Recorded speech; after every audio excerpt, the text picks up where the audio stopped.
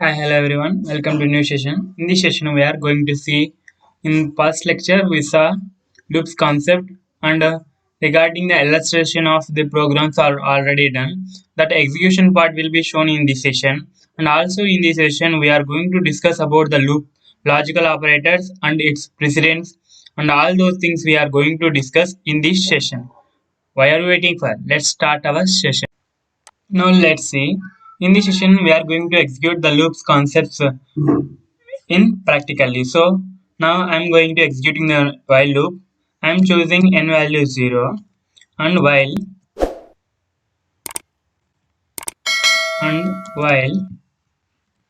n equals to 0, then it will print hello world.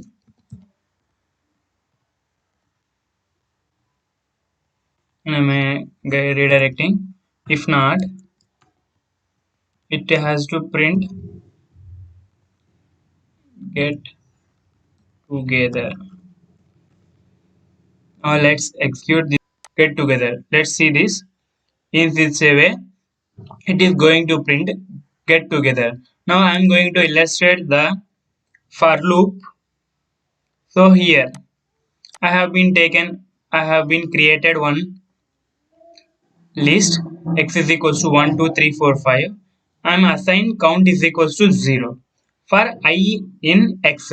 This is the syntax for loop. So if this value is counted in this one, whenever this value this indices 0 1 2 3, whenever those values are found, then count is going to be incremented, and irrespective of the anything it has to be executed, and this print count value is out of the for loop. What if you write inside the for loop, then that is also going to will show. Let's execute this one. So on the execution, it will show count value is 5. Right? It is nothing but initially count is 0. After that, the value indices 0, 1, 2, 3, 4. Right? After that, until 4, count plus 1. This is same as in C or C++. We are going to write I is equals to I plus plus. Right? In I plus plus, similar way we are going to write I is equals to I plus 1. In similar manner, it is going to be executed. So, what if this statement is eh, written inside the for loop? Let's see. Read this. So I'm now going to put inside the block. So let's see this. What will happen? Why it is happen? Why? Because it is inside the for loop. It means that on the execution of the count, whenever the count is counted, by counting the count itself, every time the count is going to print. When count is in the indices 0, then count 0 plus 1, so count is 1, count is 2, count is 3, count is 4, count is 5. In similar manner it is going to print error. So you want to entire count at a time, then you choose the printf statement out of the indentation of the for loop.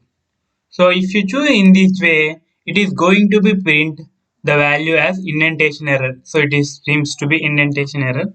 So if you see here, then the value is going to be print at a time count is equals to 5 and print awesome. So okay, this is for the loops execution part, and in along with that, in this session we are going to discuss about.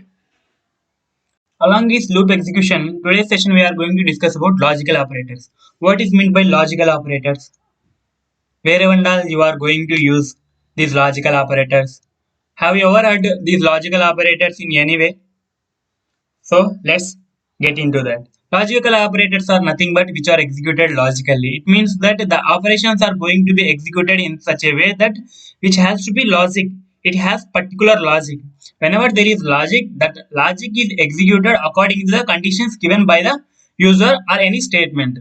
So in Python we have logical operators as shown in there, not, or, and. These three logical operators, these are executed in this priority manner. First I have not operator, and then and operator, and then or operator. These are the priorities. According to the priority, these are going to be executed. What are these syntaxes and that are going to be? Let's see here. First one is not get. Not get means whenever you are giving the input, that is the output is going to be complemented of the input. It means that when you give true, then it is going to be show as false. When you give the input as 1, then it is going to be print as 0. So this is the complementation. And if you give the input as 1, then it is going to be complement of that, that is 0. This is the, in similar way, it is the complement of the input. It means that the formal definition says that when the input is 1, then the output is the complement of that one. If you are taking the input as A, the output is going to be predicted or displayed as a complement. Okay, that's fine. This is for NOT gate. And second one is OR gate. This is the truth table. Whenever both the inputs are 0, the output is going to be 0. Whenever any one of the input is 1, the output is going to be 1.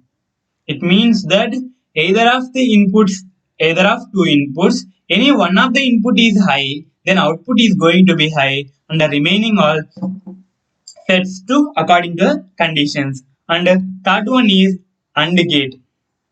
It means that whenever the two inputs are high, it means that two inputs are equal, then only the output should be the then only the output should be 1. In the remaining cases, the output is going to be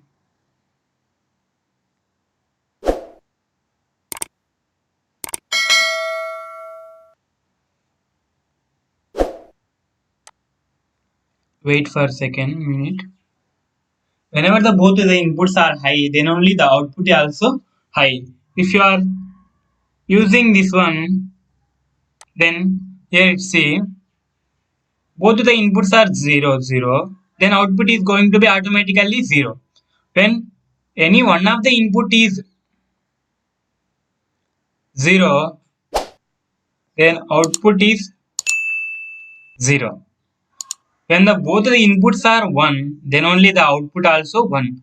In higher, already if you are familiar with this means, you are okay. If you are not familiar with, I am going to explain in detail in next session also, and execution path also shown in next session. So up to that, please stay with us and thank you for watching.